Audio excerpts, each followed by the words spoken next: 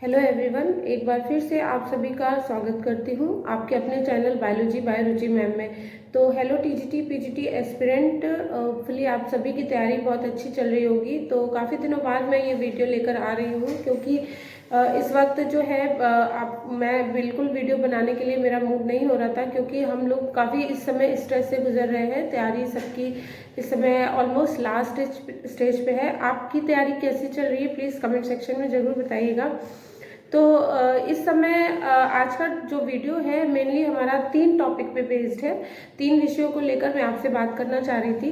पहली तो ये जो अब आपके लास्ट के हमारे पास कुछ 60 डेज अराउंड बचे हुए हैं, इस समय हमें क्या करना चाहिए। दूसरी चीज़, एग्ज़ाम डेट को लेकर मैं भी कंफ्यूज्ड हूँ और ये कंफ्यूजन इस समय सारे एस्पिरेंट के मन में चल रहा है, तो कुछ डिस्कशन उसके बारे में भी करेंगे। तीसरी चीज़ कि अगर एग्ज़ाम अपने नियत समय पर नहीं होता है तो ये हमारे सामने एक बहुत बड़ा क्वेश्चन है। चूँकि हम सभी इस समय तैयारी की फाइनल स्टेज पे हैं, तो ये समय डेट को लेकर जो है कंफ्यूजन होना स्वाभाविक है। तो आइए शुरू करते हैं आज की वीडियो। सबसे पहली बात तो हमारे पास 60 डेज ऑलमोस्ट बचे हैं, तो इस समय हमारी प्रिपरेशन स्ट्रेटेजी क्या होनी चाहिए। देखिए, अगर आपने टीजीटी और पीजीटी दोनों का फॉर्म भरा है तो अब आप चीज़ों को अलग करके बिल्कुल नहीं पढ़ सकते, क्योंकि हाँ पीजीटी के लिए 1 मंथ एक्स्ट्रा मिला ज़रूर है, लेकिन वो मंथ भी आपका रिवीजन में चला जाएगा। चूँकि पीजीटी का लेवल हार्ड होता है तो वो मंथ को मैं नहीं काउंट कर रही हूँ। 60 डेज में आप दोनों, जिन्होंने दोनों टीजीटी और पीजीटी दोनों का फॉर्म भरा हुआ है, तो आप इसमें कंबाइंड स्टडी या कंबाइंड रिवीजन को ही करिए। लास्ट के 60 डेज को जो है आप एक एक महीने में डिवाइड करिए और आपने जितना कुछ भी प्रिपेयर किया है, भले ही आपका 100% सिलेबस नहीं तैयार हुआ हो, फिर भी आप ये अपने आप को ऑब्जर्व करिए कि आपने कितना तैयार किया है और जितना कुछ भी आपने जिन भी सोर्सेज से तैयार किया है उसको आप एक लिस्ट तैयार करिए और उसका फ्रॉम बिगनिंग से आप रिवीजन स्टार्ट कर दीजिए। गिनती के 30 डेज में आप अपना 50% सिलेबस और बाकी के 30 डेज में आप बाकी बचा हुआ सिलेबस करिए। साथ में इसके साथ में जो है अब लास्ट के जैसे हमारे पास 60 डेज बचे हैं, तो जब हमारे पास सिर्फ 1 महीना रह जाएगा तो हमें मॉक टेस्ट की तरफ धीरे धीरे बढ़ना चाहिए। अभी आप प्रैक्टिस क्वेश्चंस से अपना रिवीजन करिए और मोस्ट ऑफ द क्वेश्चंस जो है आप टॉपिक वाइज लगाने की कोशिश करिए। ऐसे क्या होगा, जो टॉपिक्स आपके छूट भी गए, मान लीजिए आप कवर नहीं कर पाए हैं, तो रिविजन से आपके वो टॉपिक्स भी कवर होते जाएंगे। साथ में एक चीज़ और, आप PYQs को बिल्कुल भी इग्नोर नहीं करिएगा। आप रिवीजन में ही आप अपने PYQ को भी शामिल करिएगा। और PYQs को लगाने का सबसे बढ़िया मेरा एक तरीका ये रहता है कि मुझे कोई भी काम करना होता है तो मैं उसके लिए पर्टिकुलर डे डिसाइड करती हूँ। तो PYQs लगाने के लिए मैंने भी एक वीकेंड जो है अपना डिसाइड किया और मैं वीकेंड पे जो है प्रीवियस ईयर क्वेश्चंस ही लगाती हूँ।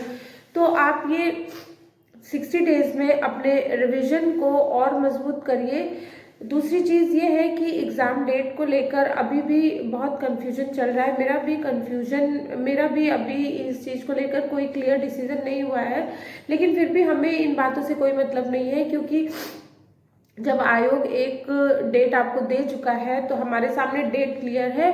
बाकी आगे क्या होता है ये कोई भी नहीं बता सकता है। तो हमें भी अब इन बातों में ना पड़ के अपने रिवीजन को ही और उस डेट को ही टारगेट करके ही हमें अपने रिवीजन की स्ट्रैटेजी बनानी चाहिए।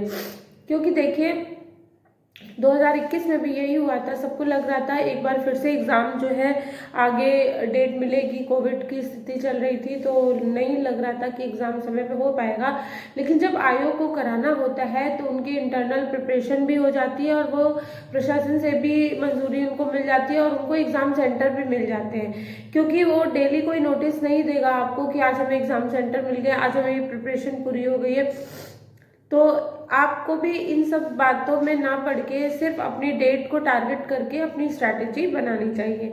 तीसरी चीज़ है, अगर आप टॉपिक वाइज रिवीजन कर रहे हैं तो आपने जिस भी सोर्स से पढ़ाई की है, मान लीजिए आपके पास कोई ऑनलाइन बैच रहा हो, या फिर आपने बुक से प्रिपरेशन की हो, या फिर आप कोई कोचिंग ले रहे हो, तो आप अपने उन्हीं सोर्सेस को अपनी रिवीजन में शामिल करिएगा।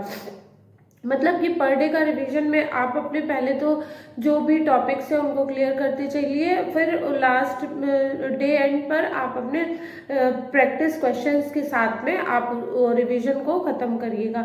मेरी स्ट्रेटजी मैं इसी तरह से कर रही हूँ, तो मैं अपनी चीज़ें शेयर कर रही हूँ, मुझे लगता है ये काफ़ी बेनिफिशियल भी है, तो मैंने सोचा वो चीज़ें आपके साथ शेयर करूँ।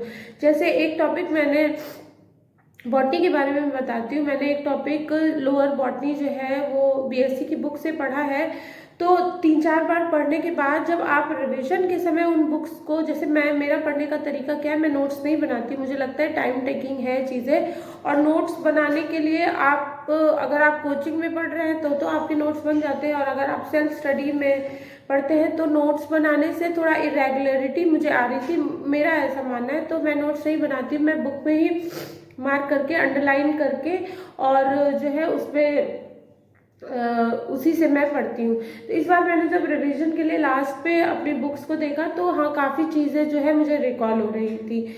कहने का मतलब ये है कि आप अगर रिवीजन में अपने पुराने सोर्सेज को ही लेते हैं तो आपका रिवीजन बहुत आसान हो जाता है।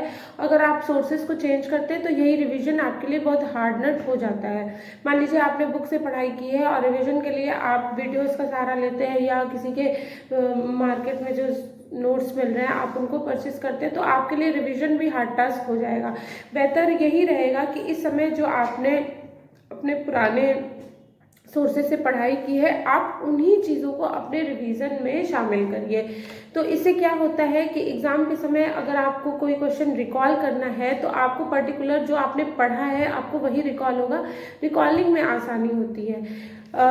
एक बात और, रिवीजन में आप जो है प्रैक्टिस क्वेश्चंस कितने लगाने चाहिए, देखिए इसका कोई नंबर डिसाइडेड नहीं है, ये डिपेंड करता है कि आपको कितना टाइम मिल रहा है।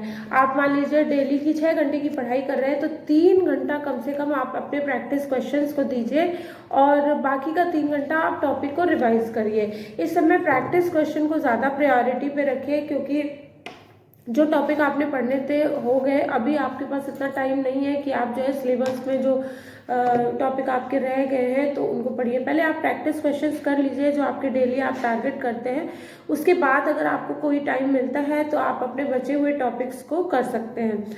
तीसरी चीज़ ये है कि आप जो है मॉक टेस्ट के लिए आप जो है, अगर आपको लगता है आपका सिलेबस प्रिपेयर हो चुका है तो आप हफ्ते में 2 जो है मॉक टेस्ट लगाने स्टार्ट कर सकते हैं। लेकिन हाँ, अगर आपको कॉन्फिडेंस है कि आपने अपना सिलेबस ऑलमोस्ट ख़त्म कर लिया है और चीज़ें रिवाइज भी कर ली है तो आप मॉक टेस्ट लगाना स्टार्ट कर सकते हैं। चूँकि मैं अभी उतना कॉन्फिडेंस नहीं आ रहा है, मैं प्रैक्टिस क्वेश्चंस को ही प्रैक्टिस कर रही हूँ टॉपिक वाइज। मॉक टेस्ट में ये मार्च एंड या अप्रैल के फर्स्ट वीक से स्टार्ट करूँगी, तो पूरा 1 महीना मैं कम से कम जितना ज़्यादा मतलब हो सकेगा मैं उतने मॉक टेस्ट लगाऊंगी। तो ये चीज़ें जो है अब धीरे धीरे फाइनल स्टेज पे आ रही है, और जो भी आप डेट्स के अगर कंफ्यूजन में है तो प्लीज़ इन सब चीज़ों में मत पढ़िए, क्योंकि डेट्स का कुछ भी निश्चित नहीं है, और आप ये बिल्कुल नहीं कह सकते हैं कि एग्ज़ाम उन डेट्स पे नहीं हो पाएगा। एग्ज़ाम जो डेट्स मिली हुई हैं बिल्कुल ये 100% पॉसिबल है कि आयोग करा सकता है। जो भी अफवाहें फैली हुई है, एग्ज़ाम सेंटर नहीं मिल रहे हैं या फिर आयोग अभी एक्टिव नहीं है, तो इन बातों को आप रेमर समझ के सुनिए और उनको इग्नोर कीजिए। बाकी आप कौन कौन से सोर्सेज को ले रहे हैं अपने रिवीजन को, आप कहाँ कहाँ से कर रहे हैं, कौन सी जो है आप बुक्स को प्रेफर कर रहे हैं, आप प्लीज़ कमेंट सेक्शन में ज़रूर बताइएगा। और मैं भी अपने सोर्सेज को आपके साथ नेक्स्ट वीडियो में शेयर करूँगी कि मैं अपने रिवीजन कहाँ से कर रही हूँ। तो इसी के साथ अपनी वीडियो को एंड करती हूँ। तो अपनी पढ़ाई आगे इसी तरह से करते रहिए और सफलता की ओर आगे बढ़ते रहिए। मिलते हैं इसी प्रकार की नेक्स्ट वीडियो में, तब तक के लिए गुड बाय और नमस्कार।